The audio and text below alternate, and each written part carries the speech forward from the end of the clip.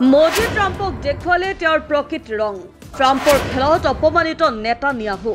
বন্ধুৱে বন্ধুক কৰিলে বিশ্বাসঘাতকতা। কিয় কাটাৰে নেতানিয়াহুৰ পৰা ক্ষমা বিচাৰিছিল? আমেৰিকাৰ বিশ্বাসঘাতকতাত স্তম্ভিত হৈ পৰিছে বিশ্ব।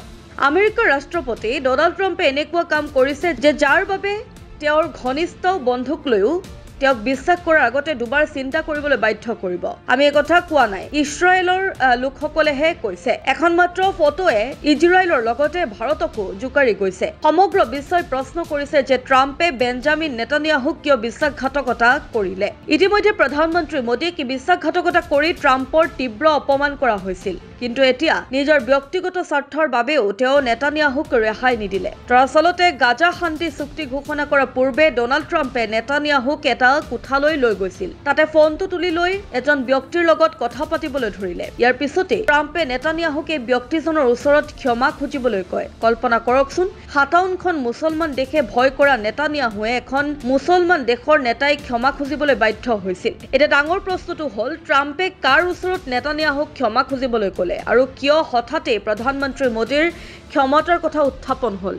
গোটেই কাহিনীটো কওঁ। দৰাচলতে ডনাল্ড ট্ৰাম্পে ইজৰাইলৰ প্ৰধানমন্ত্ৰী নেতানিয়াহুক কাটাৰৰ প্ৰধানমন্ত্ৰী মহম্মদ বিন আব্দুল ৰহমান আল থানিৰ ওচৰত ক্ষমা খুজিবলৈ কয়। নেতানিয়াহুক ঘেৰি ধৰি ফোন এটা দিলে আৰু ক'বলৈ বাধ্য কৰা হ'ল, আমাৰ লক্ষ্য কাটাৰ নহয়, হামাছ আছিল। মনত ৰাখিব, মাত্ৰ কেইদিনমানৰ আগতে ইজৰাইলে কাটাৰত প্ৰৱেশ কৰি হামাছৰ নেতাক হত্যা কৰিছিল। এই আক্ৰমণত কাটাৰৰ এজন নাগৰিকো নিহত হয়, যাৰ ফলত কাটাৰ ক্ষুব্ধ হৈ পৰে। এইকাৰণে ট্ৰাম্পে নেতানিয়াহুক ক্ষমা খুজিবলৈ বাধ্য কৰাইছিল। কিন্তু প্ৰকৃতে চলনা আৰু ডাঙৰ। দৰাচলতে কাটাৰত হামাছক আক্ৰমণ কৰাৰ পূৰ্বে ইজৰাইলে ট্ৰাম্পৰ পৰা সেউজ সংকেত লাভ কৰিছিল। আমেৰিকাৰ অনুমতি অবিহনে ইজৰাইলে কাটাৰত কেতিয়াও বিমান আক্ৰমণ কৰিব নোৱাৰিলেহেঁতেন। তদুপৰি ছৌদি আৰবেও এই অভিযানক মৌনভাৱে সমৰ্থন কৰিছিল। ইজৰাইলৰ যুদ্ধ বিমানে যেতিয়া কাটাৰ অভিমুখে ৰাওনা হৈছিল, তেতিয়া ছৌদি আৰবৰ আকাশমাৰ্গ ব্যৱহাৰ কৰিছিল। ইফালে কাটাৰৰ সমীপৰ আমেৰিকাৰ বিমান ঘাটিৰ পৰা ব্ৰিটিছ বিমানে উৰা মাৰি ইজৰাইলৰ বিমানত আকাশৰ মাজত ইন্ধন ভৰায়। অৰ্থাৎ আমেৰিকা আৰু ছৌদি আৰবৰ অনুমোদন সাপেক্ষেহে এই আক্ৰমণ সম্ভৱ হৈছিল। এতিয়া প্ৰশ্ন হয়, যেতিয়া আমেৰিকা আৰু ছৌদি আৰবেও এই সমগ্ৰ খেলখনৰ লগত জড়িত আছিল, তেতিয়া কেৱল নেতানিয়াহুৰ পৰাই কিয় ক্ষমা বিচাৰিছিল? দৰাচলতে ছৌদি আৰব সদায় কাটাৰৰ শত্ৰু, আনকি এটা সময়ত কাটাৰক বৰ্জন কৰিছিল। আমেৰিকা আৰু কাটাৰৰ মাজত সম্পৰ্ক বিশেষ ভাল হোৱা নাই। এইদৰে দুয়োখন দেশে ইজৰাইলক সেউজ সংকেত দিলে আৰু আক্ৰমণটো হ'ল। কিন্তু তাৰ পিছত ট্ৰাম্পে নেতানিয়াহুক ফ্ৰেম কৰি দিলে। তেওঁ ইজৰাইলৰ জৰিয়তে আক্ৰমণৰ পৰিকল্পনা কৰিছিল আৰু আনকি ইজৰাইলক ক্ষমা খুজিবলৈও বাধ্য কৰাইছিল। আৰু এতিয়া আমেৰিকাৰ ধূৰ্ততাক চাওক, ই ঘোষণা কৰিছিল যে কাটাৰত পুনৰ যিকোনো আক্ৰমণক আমেৰিকাৰ ওপৰত আক্ৰমণ বুলি গণ্য কৰা হ'ব।